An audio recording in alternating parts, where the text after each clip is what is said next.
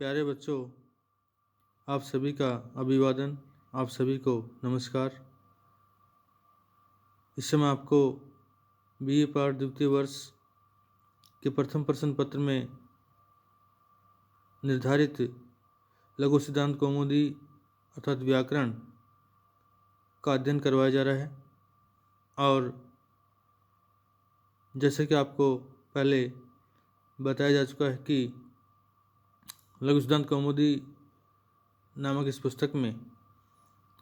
आपके पाठ्यक्रम में जो रूप सिद्धियाँ, जिन शब्दों की रूप सिद्धियाँ निर्धारित हैं, उन रूपों में से जो राम शब्द है, उस राम शब्द की सिद्धि में काम आने वाले सूत्रों का अर्थ और उदाहरण आपको लिखवाया जा चुका है, समझाया जा चुका है। और उसके उपरांत हमने पिछले कालांश में हरि शब्द की सिद्धि में काम आने वाले जो सूत्र हैं, उन सूत्रों में से 4 सूत्रों का अर्थ और उदाहरण जो है, हम पिछले कालांश में उनका अध्ययन कर चुके हैं, अर्थात उनका अध्ययन आपको करवाया जा चुका है, उनके बारे में विस्तार से आपको बतलाया जा चुका है। आज इस कालांश में हम घेर गीति सूत्र आता है, इसका अर्थ और उदाहरण देखेंगे। तो देखिए, घेर गीति जो सूत्र है आपका, इसका अर्थ है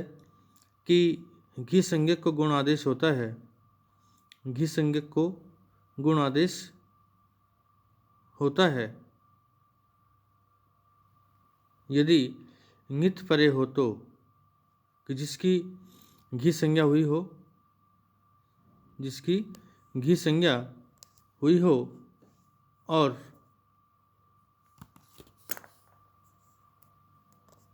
ङित परे हो तो, जिसकी घी संज्ञा हुई हो, और यदि ङित परे हो तो आपका जो घी संज्ञक को गुण आदेश हो जाता है। ङित से परे होने का तात्पर्य है कि ङित का तात्पर्य है कि ङित जिसमें ङ की इत संज्ञा हुई हो, जिसमें ङ की इत संज्ञा हुई हो, तो वह आपका ङित कहलाता है। जैसे आपका चतुर्थी विभक्ति के एकवचन में आपका ङ प्रत्यय लगता है, और इस ङ में जो ङ मिला हुआ है, जो आपका हल है, व्यंजन है, इस ङ की आपकी इत संज्ञा हो जाती है। इसलिए जो ङ है आपका प्रत्यय, ये कैसा आपका ङित संज्ञक है, अर्थात इसकी ङित संज्ञा जो है, ङित संज्ञा आपकी होती है। तो इस तरह से घी संज्ञक जिसकी घी संज्ञा हुई हो, उसको गुण आदेश हो जाता है यदि आपका ङित बाद में हो तो ये इसका सूत्र का आपका अर्थ है। और इसका जो उदाहरण जो हम देखते हैं, उदाहरण की बात करते हैं, तो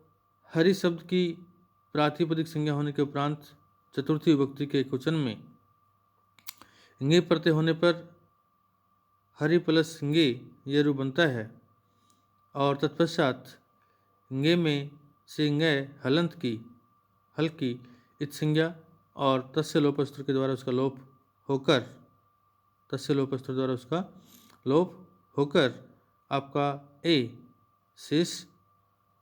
बचता है। और हरि शब्द की शेषोधैस की जो सूत्र आया था आपका तीसरे नंबर पर, जो आपको करवाया गया हरि शब्द के सूत्रों में, तो उस शेषोधैस की सूत्र के द्वारा हरि शब्द की आपकी घी संज्ञा भी हो जाती है। इसलिए हरि शब्द आपका घी संज्ञक है, क्योंकि उसकी हमने घी संज्ञा की है, और इसके उपरांत आपका ङित बाद में है। अतः इस घेर गीति सूत्र के द्वारा घी संज्ञक हरि शब्द के ईकार को, हरि शब्द के अंतर्गत रै में जो ई की मात्रा है आपकी, उस रै में ई की मात्रा को आपका गुण हो जाता है, ई को आपका ए गुण होता है। तो ए गुण होने के उपरांत आपका रूप बनता है हर, क्योंकि रै में जो ई की मात्रा है उसका आपका ए गुण हो चुका है, इसलिए रे आपका हलंत हो गया, तो हर रे हलंत आपका हर का, और प्लस ई ना प्लस ए और प्लस आपका जो है नृत्य जो आपका था गे प्रत्यय था आपका, उस गे में आपका गे की संज्ञा हो चुकी है, इसलिए उसमें से भी आपका ए शेष बचा हुआ है। तो आपका रूप क्या बना, हर प्लस ए। इन दोनों को हम संयुक्त करेंगे, जोड़ेंगे अर्थात मिलाएंगे, तो रे में आपका जो ए गुण हुआ है ई के स्थान पर, वो ए की मात्रा रे के अंतर्गत आ जाती है, और हरे रे पूरा हो जाता है, और क्या बनता है आपका ए की मात्रा मिलने के उपरांत रे, अर्थात इनको मिलाएंगे तो हरे बनता है आपका हरे, और उधर आपका गे का शेष बचा हुआ ए, तो प्लस ए, तो हरे प्लस ए ये स्थिति बनती है। तत्पश्चात एचो एवा यावा जो सूत्र आपका आता है, उस सूत्र के द्वारा आपका ए को आपका आई आदेश हो जाता है, तब स्थिति बनती है पुनः हरे का जो रह है आपका वह हलंत हो जाता है, और हर और ए के स्थान पर आपका आई ए प्लस ए। जब उनको तीनों को मिलाएंगे आपका संयुक्त करेंगे, तो हर के रे में आई का ए आ जाता है, तो रे पूरा हो गया आपका, और ये में ये का जो आपका शेष ए बचा हुआ है वो ए की मात्रा ये के अंतर्गत आके मिल जाती है, तो क्या बनता है आपका ये बनता है। और जब आप तीनों को मिलाएंगे तो क्या बनेगा आपका हर ये रूप आपका सिद्ध होता है। तो इस तरह से चतुर्थी विभक्ति के एक वचन में आपका हर ये रूप जो है आपका सिद्ध होता है, अर्थात हर ये रूप आपका बनता है। इसके उपरांत आपका अगला सूत्र आता है ngसी ngसोश्च। ngसी ngसोश्च, इस सूत्र का अर्थ है एंग। एंग एक आपका प्रत्याहार है, और इस एंग प्रत्याहार में जैसे आपके 14 माहेश्वरी सूत्र हैं आपके ऐ ऊण रीलिर्क ए ओंग, तो आपका तीसरा सूत्र आपका ए ओंग, इस तीसरे सूत्र से आपका एंग प्रत्याहार बनता है। और जब इस एंग प्रत्याहार में हम वर्णों की गिनती करते हैं तो आपका इसमें ए ओ दो जो आपके स्वर हैं वो गिने जाते हैं, अंतिम जो आपका ng है ड़ वो इसमें नहीं गिना जाता है। जैसे कि आपको पहले बताया जा चुका है कि प्रत्याहारों में जब वर्णों की गिनती हम करते हैं तो अंतिम जो हल वर्ण उसमें नहीं गिना जाता है। तो एंग प्रत्याहार में आपका ए ओंग ए और ओ की गिनती होती है, इसलिए एंग प्रत्याहार से परे ngसी और ngस यदि प्रत्यय हों तो पूर्व रूप एकादेश होता है। एंग प्रत्याहार के वर्णों के बाद में यदि ngस ना ngसी और ngस प्रत्यय हों तो आपका पूर्व रूप एकादेश हो जाता है। तो देखिए ये सूत्र का अर्थ, और इसका उदाहरण हम जब देखते हैं तो हरि शब्द की जो आपका ngसी और ngस जो आपके प्रत्यय हैं ये पंचमी और षष्ठी विभक्ति में लगते हैं। तो पंचमी विभक्ति के एक वचन में ngसी भ्याम भेष जो आपके प्रत्यय लगते हैं, तो पंचमी विभक्ति के वचन में हरि शब्द की प्रातिपदिक संज्ञा होकर और उसकी घी संज्ञा होने के उपरांत पंचमी विभक्ति के वचन में ngसी प्रत्यय होने पर हरि प्लस ngसी ये स्थिति बनती है। और ngसी में जो आपका ngसी प्रत्यय है इसमें अनुबंध लोप होने के उपरांत आपका अस क्या शेष बचता है, अस शेष बचता है, और अस शेष उपरांत शेष बचने के उपरांत आपका हरि प्लस अस यह रूप बनता है। और तदुपरांत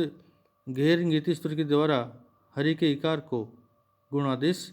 हो जाता है, क्योंकि हरि शब्द की घी संज्ञा हो चुकी है, और इसके उपरांत आपका नित बाद में है, क्योंकि ngसी में आपका ng की आपकी इत संज्ञा हुई है, इसलिए ng की इत संज्ञा होने के कारण आपका ngसी जो प्रत्यय आपका नित संज्ञक होता है। इसलिए घेर गीत सूत्र के द्वारा हरि की ईकार को एकार आदेश होने पर, अर्थात ई को एक गुण होने पर आपका रूप बनता है हर प्लस ए प्लस अस। तत्पश्चात ngसी ngसोस्य इस सूत्र के द्वारा और एंग से परे ngसी ngस हो तो पर रूप एकादेश ना आपका पूर्व रूप एकादेश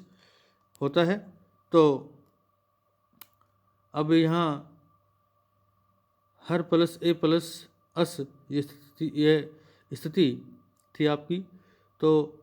जो आपका हरि के रे में ई को जो ए गुण हुआ है आपका गैर नियत सूत्र के द्वारा, उस ए को रे में मिला दीजिए तो आपका बनता है हरे प्लस हरे बनता है और प्लस अस। और अब इस ngसी ngसोस्य सूत्र के द्वारा आपका, क्योंकि हरे में जो रे में एक ही मात्रा मिली हुई है वो आपका एंग प्रत्याहार में आती है एक ही मात्रा ए तथा ओ। तो हरे में ए है, रे में एक ही मात्रा है और उससे परे ngसी और ngसी का आपका अशेष बचा हुआ है, इसलिए पूर्व रूप एकादेश होगा। अतः सूत्र के द्वारा ए प्लस ए, हरे रेगे में ए की जो मात्रा वो ए की मात्रा ए और अस का ए, तो ए प्लस ए इन दोनों के स्थान पर आपका पूर्व रूप एकादेश ए होने पर, पूर्व रूप एकादेश ए होने पर जब पूर्व रूप एकादेश आपका होता है तो वहाँ पर पहले वाला शेष होता है बचता है और बाद वाला समाप्त हो जाता है, और जब पररूप एकादेश होता है तो पहले वाला समाप्त होकर बाद वाला शेष रहता है। तो ए प्लस ए के स्थान पर पूर्व रूप एकादेश ए होने पर रूप क्या बना आपका हर प्लस ए प्लस से, अर्थात अस का जो आकार था वह समाप्त हो गया क्योंकि यहाँ पर आपका पूर्व रूप एकादेश हुआ है। ए प्लस ए इन दोनों के स्थान पर एक पूर्व रूप पहले वाला एक आदेश हुआ है, अर्थात एक शेष ए शेष बचता है। तो रूप बना आपका हर प्लस ए प्लस से, हर का रे हलंत हो गया, ए अलग हो गया और से हलंत हो गया आपका। जब आप इन तीनों को मिलाएंगे तो रे में एक ही मात्रा पुनः आ जाती है ए, तो बनता है आपका हरे और से के ऋतु विसर्ग हो जाते हैं और इन तीनों को संयुक्त करने पर आपका बनता है हरे है रूप आपका सिद्ध होता है। इसके बाद आपका एक सूत्र और आता है इसमें अच घे, सूत्र आपका है अच घे, और ये अच घे जो आपका सूत्र है इसका अर्थ है कि ई तथा उसे परे, ई तथा उसे परे नी के स्थान पर अवत होता है। क्या ई ऋस्व ई और ऋस्व उसे परे यदि नी हो, नी प्रत्यय हो तो उसके स्थान पर आपका औत आदेश होता है, और जो घी संज्ञक है उस घी संज्ञक को आकार होता है। अर्थात घी संज्ञक जैसे आपका हरि शब्द है, हरि शब्द की घी संज्ञा हो जाती है शेषोदेश सूत्र के द्वारा, और इस हरि शब्द के अंतर्गत जो आपकी ई है इस ई के स्थान पर आपका आकार हो जाता है, और जो नी प्रत्यय आपका आएगा उस नी के स्थान पर संपूर्ण के स्थान पर आपका औत आदेश हो जाता है। तो औत में से भी आपका तय की जो आपकी संज्ञा हो जाती है और तस्य लोप से आपको उसका लोप हो जाता है, तो आपका सिर्फ अवशेष वहाँ पर रहता है। तो हरि शब्द की प्रातिपदिक संज्ञा होकर और सप्तमी विभक्ति के एकवचन में नी प्रत्यय होने पर हरि प्लस सिंगी यह रूप बनता है। तत्पश्चात शेषोदश के सूत्र के द्वारा हरि शब्द की आपकी घी संज्ञा हो जाती है, और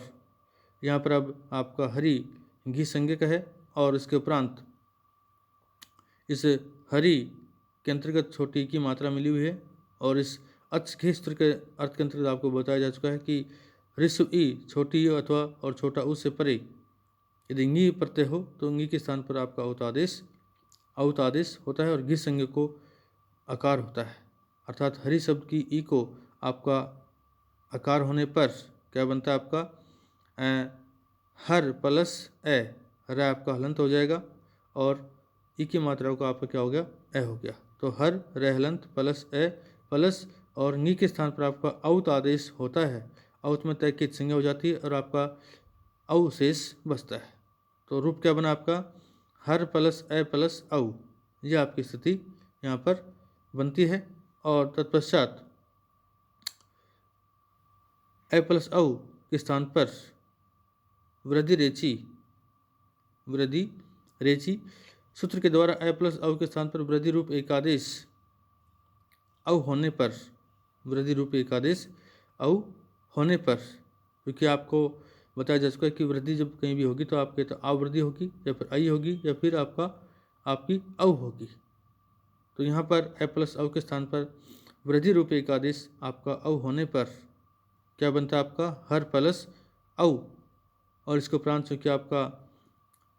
हरि का जो रे था आपका वो रे हलंत है यहाँ पर, क्योंकि उसके ई को आपका आकार हो चुका है, और यहाँ अ प्लस औ के स्थान पर आपका वृद्धि रूप एकादेश औ भी हो चुका है। इसलिए अब हम तीनों को जब मिलाएंगे, दोनों को मिलाएंगे रे प्लस औ, क्योंकि अ प्लस औ के स्थान पर वृद्धि रूप एकादेश औ हो चुका है, तो हर प्लस औ यह रूप बनता है। और जब आप इन दोनों को मिलाएंगे तो अ में रे के अंतर्गत आपकी औ की मात्रा मिलती है, तो क्या बनता है रऊ बनता है। क्या बनता है रऊ, तो रूप क्या बना आपका हरऊ, अर्थात सप्तमी विभक्ति के एकवचन में आपका हरऊ यह रूप सिद्ध होता है। तो इस तरह से आज इस कालांश में हमने हरि शब्द की सिद्धि में लगने वाले जो सूत्र हैं उनके अंतर्गत आपका घेर गीति ngसी ngसोश्चय और अच्छ घे ये तीन सूत्र, इन तीन सूत्रों का अर्थ और उनके उदाहरण आपको दिए गए। आशा करता हूँ कि इन तीनों सूत्रों का अर्थ और उदाहरण आपके समझ में आया होगा। फिर भी यदि कहीं कोई बात आपके समझ में नहीं आई जो आपको बताई गई है तो निसंकोच आप पूछ सकते हैं। और इसी के साथ हरि शब्द की सिद्धि में काम आने वाले सूत्र हैं वो यहीं पर समाप्त हो जाते हैं। अगले कालांश में हम पहले राम शब्द की जो रूप सिद्धि हैं वो करेंगे। इसके उपरांत जो है हरि शब्द की सिद्धियां आपको करवाई जाएंगी, और तदुपरांत हम अगला जो भी शब्द आपका आएगा उसके सूत्रों का अर्थ उदाहरण देखेंगे।